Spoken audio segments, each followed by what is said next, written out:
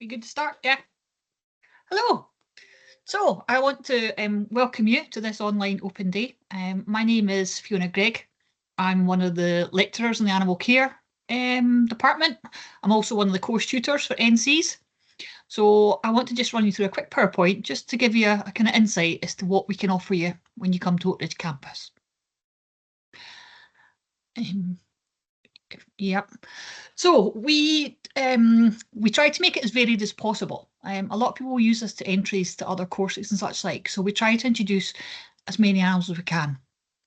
We try to give you what the industry is kind of looking for when it comes to husbandry, accommodation, feeding, diet, such like. So there's a wide range of different topics that we cover. We deliver 3 different certificates at the moment. So we do our national certificate. Our NCs take straight from school normally, or we can get mature students too. From there, we can have our higher national certificate and then we have our higher national diploma. So that's the 3 routes that you can come in for us. So the entry requirements. So I'm going to start, the first one here is for our NC, our kind of introductory level. So this is one that comes straight into school. This is one that comes straight into school or out of school. The minimum that we need for this is 3 Nat 4s. Ideally we'd like English and maths included and a science. And by science, I mean ideally biology, chemistry, physics, along those lines.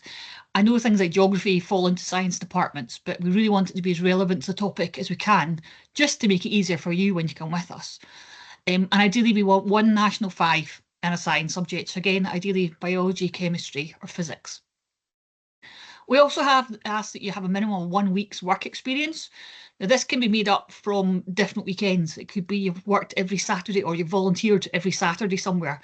It doesn't have to be a week solid, but it allows us to know that you've at least tried the industry out. You've been round about animals and you know it's a kind of where you'd like to pursue.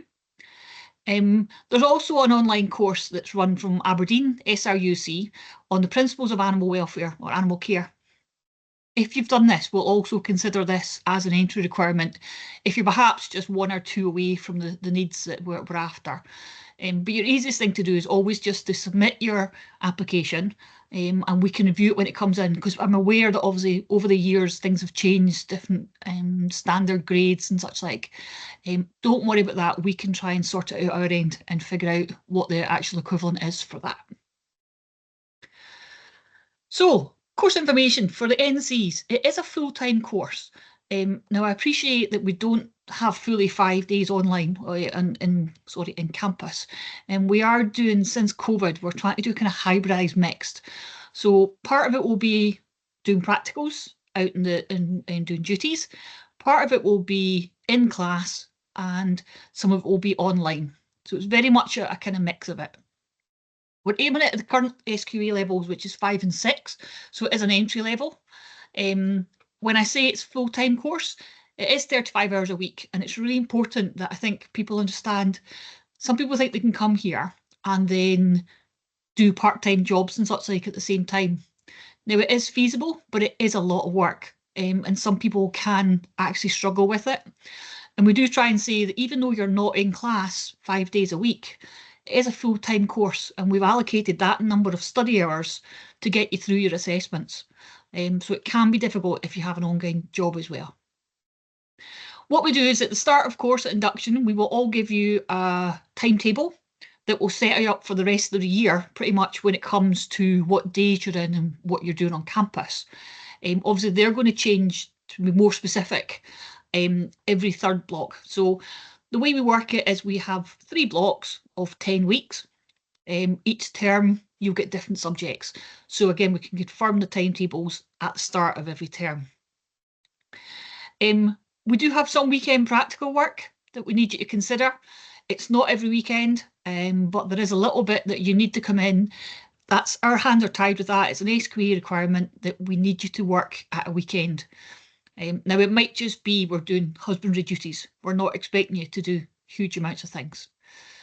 So NC at the moment, as we're running it this year, it's about 50% theory class. So that's about 2 days in class. 2 days practicals. We put in some practical duties within that as well. So it could be rabbit handling or such like. And then obviously there's some time allocated for online as well. We can do the next slide. Right, so what we work to, I've put an example here. This is what we call a descriptor. So all of the units that we provide, we have to go to an SQA descriptor. So where you think we're being picky about saying you have to work a weekend, it's because it's within the descriptor. So we work really closely to what the guidance are, what they specify for outcomes that you need to require. And that's where we get our number of assessments and such like that we get from. I've put up some example modules that we use just to show you the variation. So we do small animal feeding. We vary between which block you're working in. Obviously, let's say these will run over the whole year, so it just depends which block. Safe work and practice, anatomy, physiology, husbandry, accommodation.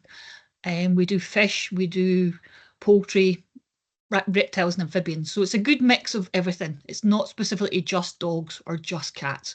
We try and include everything that we can for it. Practical activities. So at Oatridge, we have an animal care unit.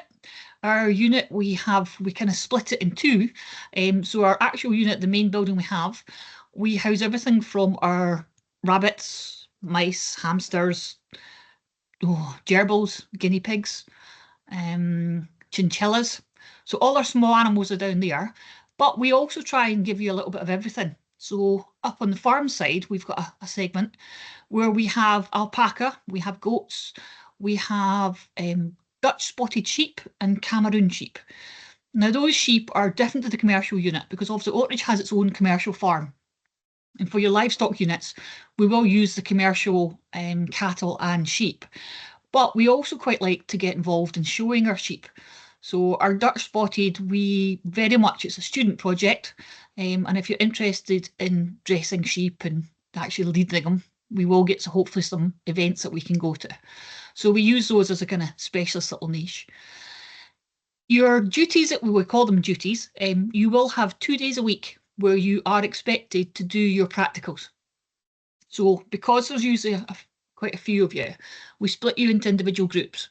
Or groups with about maybe, I think this year we've got 40 odd students. So we've got 4 groups that we again split down again. So you're going to have quite a close buddy system, but you're going to be within a group. Now what happens is we have a rolling timetable. So potentially group 1 may be doing their duties 1 week. Group 2 may be doing handling of rabbits or dogs 1 week. Group 3 may be doing all the online. And group 4 maybe get study time. We have that in a rolling rotation. So we try where you think that, I've not been on the farm yet. That's because you are on a rota. And when you look at the end of the year, you'll all have done the same amount of practicals as each other. And let's say that duties is very much, you go up to the unit, whether it be the small animal or large animal. We look at cleaning, accommodation, feeding, husbandry, any maintenance tasks that may be involved, any healthcare that's required. So whether there's any inoculations, any treatments needed to be given. And so that's very much, we're trying to teach you how to look after a unit. When it comes to handling classes, we're specifically more looking at how you handle, how you restrain, what's the correct way to hold animals.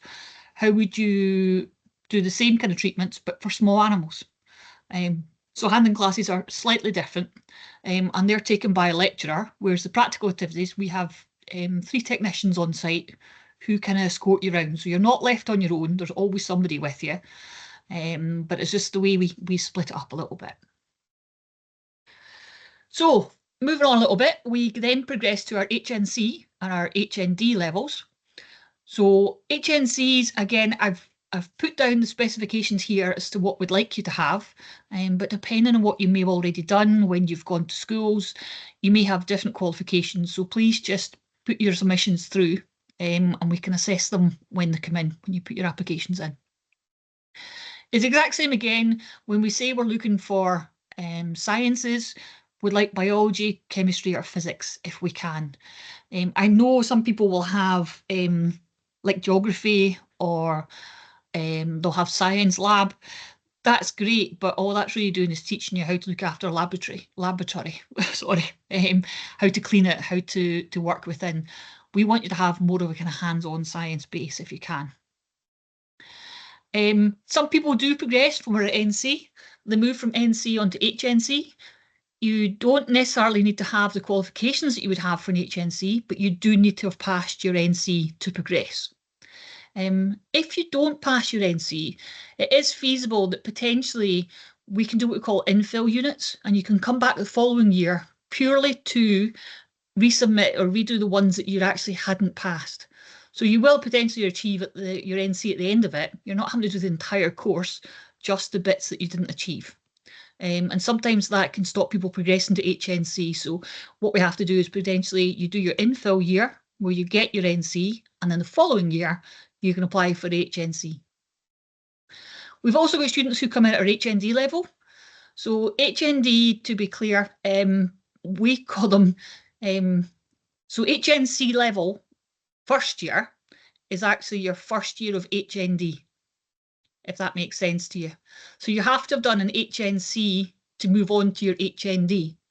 However, if you apply for an HND and you decide to actually, do you know what, I've been offered a great position somewhere else, or I just don't like studying, we can actually stop you at the end of that year for you to get your HNC level. Don't feel you're going to come away with nothing. You will get an HNC, you just won't progress onto HND. HNC, there is some practicals there. You will get your 2 days of duties and a half day at a weekend. HND has very limited practicals, I'm afraid. We try and keep that as sort of theoretical as possible. You will have the odd class, you'll have livestock class, you'll have dog class, but you don't have your duties. So you're not guaranteed your 2 days every week. So it is very much more theoretical. HNDs too, perhaps only come onto campus 1 day a week. So it's the biggest changes there. So again, both of them, it's really important for this because we appreciate that quite often we have maybe older students that come on to do HNCs, HNDs. We know we all have mortgages and such like to pay, we have to work, but these are really quite difficult courses. These are level 7s and 8s, so these have a slight more progression to the NC. And it's so evident that during the year if somebody is working, because they're almost going to burn out. They just try and do too much. You can't study and do a full-time course at the same time. It's very, very difficult. So we do ask if you're going to work to try and limit it to weekends. Because again, it is scheduled as a 35-hour course. So we've worked out how many hours you need to be in front of your computer doing work to actually achieve it. It's like the NC, we will give you your timetables at the start of the year so that you know roughly when you're going to be coming in for the entire year. Again, I've put an example up of some of the modules that you could be doing. These are slightly more advanced. So if you've done your NC and you think, oh, I've already done health and disease, this is the next progressive step from it. So you're not going to repeat in any work. All we're going to be doing, it's like doing your Nat 5 going up to a higher. We're going to step you up a level. So that's where it can benefit some people if they've done an NC first. It almost gives them that little bit introduction. Obviously, a lot more of these topics are slightly more engaging. We talk a little bit more about difficult subjects, so animal welfare. We can talk about companion animals, euthanasia, such like. So again, it's just a little bit more involved than what you would do on your NC. HND, again, it's another advanced step up. It is really quite a difficult course in respect that you need to put the hours in to do this. There is very little practical, like I said. You're just going to have those 2 sessions. And again, the modules that you do are going to have been increased in difficulty and the amount of hours that you need to spend to actually complete them and such like. But again, still a nice variation of both practical, so looking at management, looking at husbandry, as well as looking at your husbandry, your, I'm trying to think of like anatomy, physiology. So it's a good mix of everything still. Fees and funding for it. So NCs, you get EMA allowances. So again, what's really key here is that if you don't attend like a practical session, for example, and you think, it's okay, I've not missed college, some of those can affect the bursaries that you are getting. So it's key that you do make your attendance, especially if you're getting your bursaries. For HN levels, you need to apply to SAS for it. So again, I think the applications have just closed. I need to clarify on that. We do have accommodation on site. Within that, we have a canteen within the building that we have. I think some of the flats have got their own cooking facilities, depending on where you are, because we have 2 different sites. One if your class is adult, one if you're under 16. Travel to the campus, we don't have a direct bus that comes from us, but what we do have is there's buses can meet you at either Livingston or Uphall, or at the Cross or the Starngarter where it used to be in Linlithgow. These buses do run in the mornings and they do one in the afternoon. They don't have one at lunchtime now, so it is just 2 runs. They get you in time for 9 o'clock in the morning, and obviously I think the evening bus runs about 4:30. So it gives plenty of time, even if lessons have kind of extended a little bit. And we can do it that way.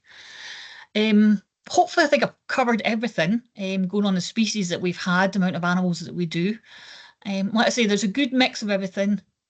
What we do ask, though, is specifically if you have any educational kind of requirements, so you need any extra, perhaps extra time doing assessments, or you've got different requirements for dyslexia, dyspraxia, please let us know at the very start of the course. We do have pastoral care tutors in that can assist and try and make your life easier, but we need to know about it. It's very occasional, but sometimes students will not, maybe perhaps they feel a bit embarrassed to admit to something or to say something.